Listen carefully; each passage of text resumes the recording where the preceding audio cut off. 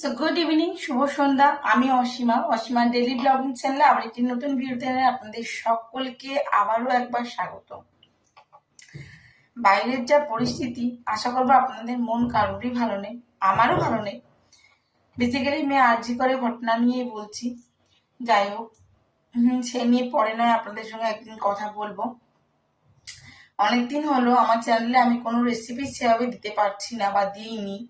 হ্যাঁ, তো চলুন, আগে তো পটল দিয়ে ধরুন অনেক রকমের রেসিপি আমি আপনাদের সঙ্গে শেয়ার করেছি। তো আজকেও একটি রেসিপি আমি আপনাদের সঙ্গে শেয়ার করব।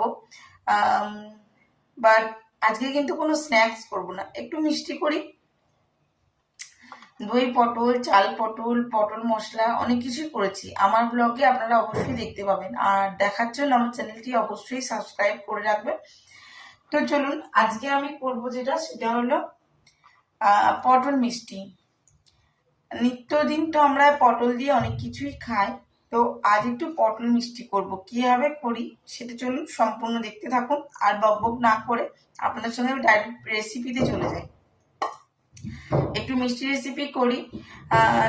সামনেই তো ধরুন অনেক পুজো আসতে যাচ্ছে।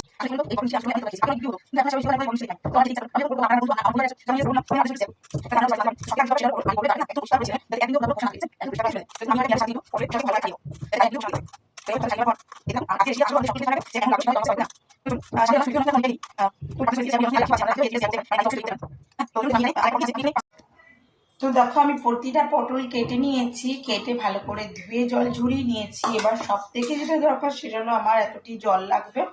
আমি জলটা আগে এখানে বসিয়ে দিলাম। এই দেখতে পাচ্ছ, আমি এর মধ্যে জল দিয়ে দিচ্ছি আর গ্যাসটা ফুল করে দেবো। খুব ভালো করে জলটা ফুটে ওঠার পর আমি এর মধ্যে দিয়ে দেবো খাবার সোডা। খাবার সোডাটা কেন দিচ্ছি বলো তো? পটলের যে সবুজ রঙটা ঠিক রাখার জন্য। আমি কিন্তু এখানে কোনো আর্টিফিশিয়াল কালার ইউজ করব না, আমি খালি এটার জন্যই এই যে এতটা মতন, দেখো সামনে থেকে দেখায়, এতটা মতন খাবার সোডা আমি জলটার মধ্যে দিয়ে দিলাম।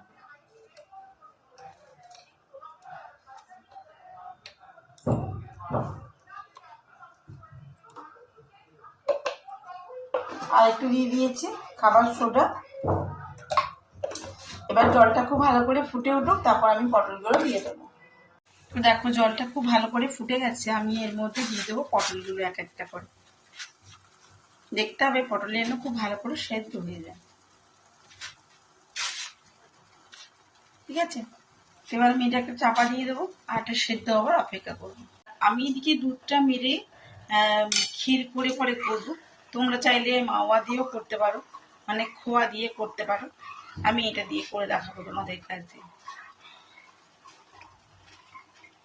চলো দেখাই এখানে পটলটা কতটা সেদ্ধ হলো।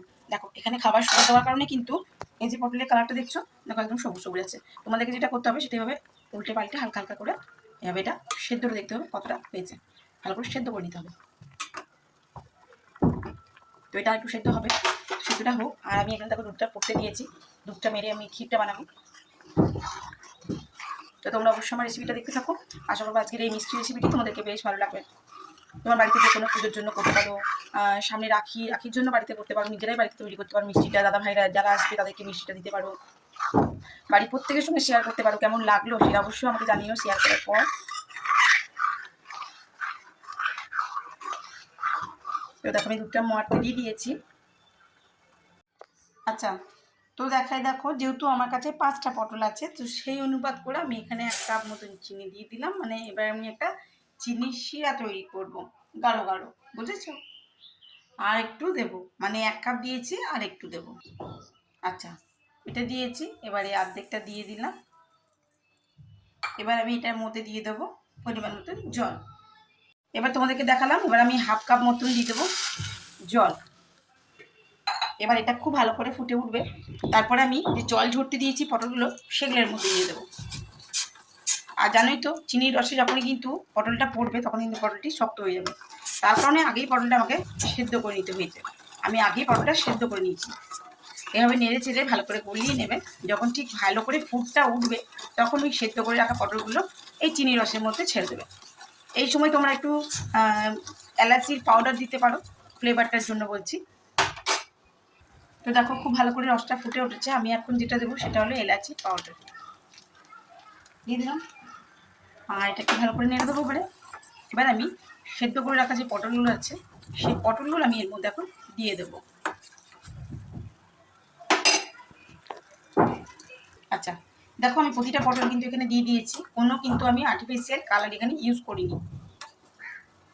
তোমরাও তাই করো, কোনো কালার ইউজ করো না, খাবারের ক্ষেত্রে না করাটাই বেটার। তো এটা আমি খুব ভালো করে এখন 5 থেকে 7 মিনিটের মতন ফুটতে দেবো। এখানে নিয়ে নিয়েছি কিছুটা ড্রাই ফ্রুটস, আর আমি দুধটা একটু গাঢ় করার জন্য মিল্কমেড তো অবশ্যই দেবো। তো আমি এখানে মিল্কমেড নিয়ে নিয়েছি দেখতে পাচ্ছ, আর এখানে একটু পাউডার দুধ আমি এটার মধ্যে গরম করে দেবো। একেবারে যেন দোকানের মতন খেতে লাগবে। তোমরা অবশ্যই কিন্তু বাড়িতে এই মিষ্টিটা ট্রাই করো, তারপর কেমন লাগলো সেটা আমাকে অবশ্যই কমেন্ট বক্সে কমেন্ট করে জানিও।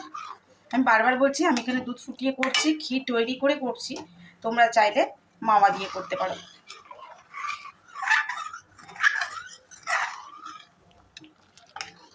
তো চলো আমি ড্রাই ফ্রুটসগুলো একটু কুচি কুচি করে নিই এবারে, যতক্ষণ দুধটা ফুটছে। আচ্ছা দেখায় খুব ভালো করে পটলের মধ্যে কিন্তু রসটা ঢুকে গেছে।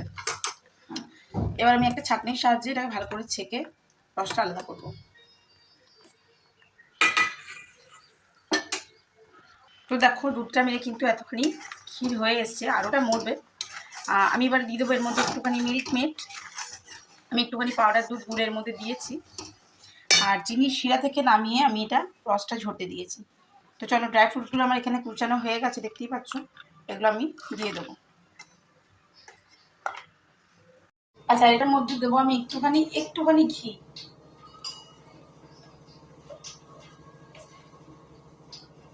দেখো একদমই অল্প দিয়েছি।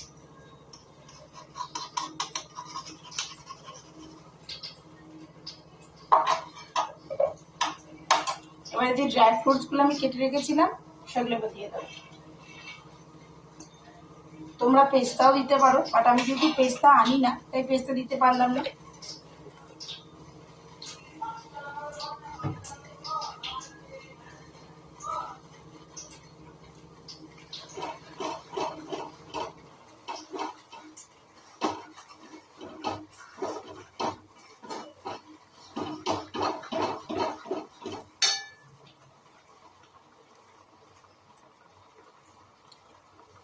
একদম শুকনো শুকনো হয়ে যাবে, তারপর আমি ওর মধ্যে একটু ড্রাই কোকোনাট পাউডার।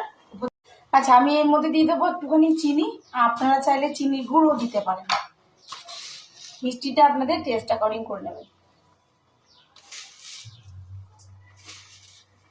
বুঝতে পারছেন মিল্কমেড পড়েছে, দুধের গুঁড়ো পড়েছে, তা সেই অনুপাতে চিনিটা কিন্তু দেবেন আপনারা।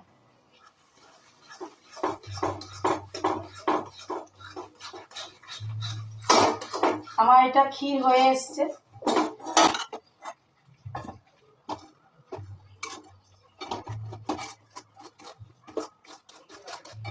আমি এর মধ্যে কয়েকটা কেশর দিয়ে দেবো। আচ্ছা একটু দেখায় আমি এখানে একদমই এই যে কেশর নিচে দেখুন সামনে থেকে দেখায়, তো আমি একটুখানি কেশর এর মধ্যে দিয়ে দেবো। দেখুন আমার ক্ষীরটা কিন্তু একেবারে মানে মাওয়া যদি বলেন, তো এই দেখুন আমার একবারে রেডি হয়ে গিয়েছে। আমি এবার এটাকে ঠান্ডা করব। একবারে টান হয়ে গেছে, ঠান্ডা হয়ে গেলে আরও টান হয়ে যাবে। আচ্ছা তো আমি আপনাদেরকে দেখাই, এখানে আমি দেখুন এটা প্লেটে দিয়ে দিয়েছি ঠান্ডা হওয়ার জন্য, আর আমার পটলগুলো কিন্তু অলরেডি ঠান্ডা হয়ে এসছে। তো আমি এটা ঠান্ডা হয়ে যাক, তারপরে আমি এর মধ্যে ভিতরটা ভরে আপনাদেরকে দেখাচ্ছি। এখন অসম্ভব গরম আছে, ঠিক আছে। আচ্ছা তো চলো দেখাই, এরকম এটা আমার ভিতরের পুরটা কিন্তু একেবারে ঠান্ডা হয়নি, এখন একটু গরম আছে, কিন্তু পটলগুলো আমার ঠান্ডা হয়ে গেছে। তো এটা তুমি তোমার পরিমাণ মতো নিয়ে নেবে, আর এইভাবে হাতের সাহায্যে প্রেস করে করে ঠিক মতন অ্যাডজাস্ট করে নেবে। তারপর তোমার পটলটা দিতে বেশ কাটা আছে, বেশ সুন্দর করে সেটা দিয়ে এটাকে আস্তে আস্তে ভিতরে ঢুকিয়ে দাও। এই যে তখন পটলটা হাতে নিয়ে নিয়েছি, আর একদম ভিতর অব্দি পুরটা ভালো করে ঠেসে ঠেসে চেপে চেপে দিয়ে দিও।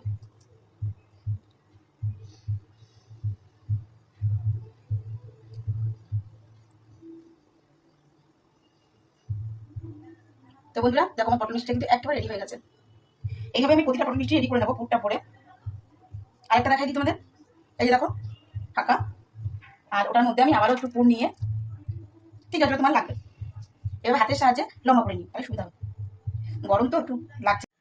তো একেবারে রেডি হয়ে গেছে আমার হোমমেড পটল মিষ্টি। আপনারা ডেকোরেশনের জন্য আমি একটু এই যে কোকোনাটটা আছে এটাকে এইভাবে রাফলি উপর থেকে হালকা করে দিয়ে দেব। আপনারা চাইলে নাও দিতে পারেন।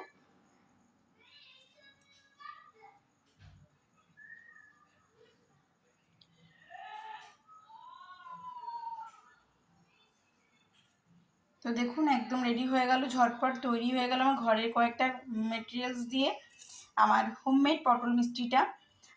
খেয়ে আপনাদেরকে বলবে কেমন হয়েছে, সেটা রিভিউ আমি আপনাদের সঙ্গে শ্যুট করব, দেখাবো।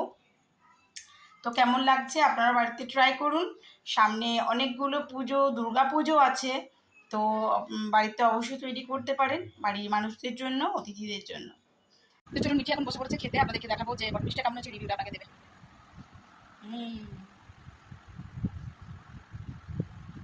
তাহলে দেখলেন তো আপনারা বাড়িতে অবশ্যই ট্রাই করবেন। একদম হোমমেড মিষ্টি, দোকানের মতো মিষ্টি, পটল মিষ্টি, ভিতরটাতে একেবারে ক্ষীরের পুর ঠাসা। কেমন লাগছে? ভালো লাগছে? না না করতে। তো কেমন লাগছে অবশ্যই জানিও, ভালো লাগলে অবশ্যই লাইক কমেন্ট শেয়ার করে দিও। আর যদি আমার চ্যানেলে নতুন বন্ধু হয়ে থাকো তো প্লিজ আমার চ্যানেলটি সাবস্ক্রাইব করা বিশেষভাবে অনুরোধ রইল। সকলে ভালো থেকো, সুস্থ থেকো। আবার একটা নতুন ভিডিওতে তোমাদের সঙ্গে দেখা হচ্ছে, ততক্ষণের জন্য বিদায়, টাটা।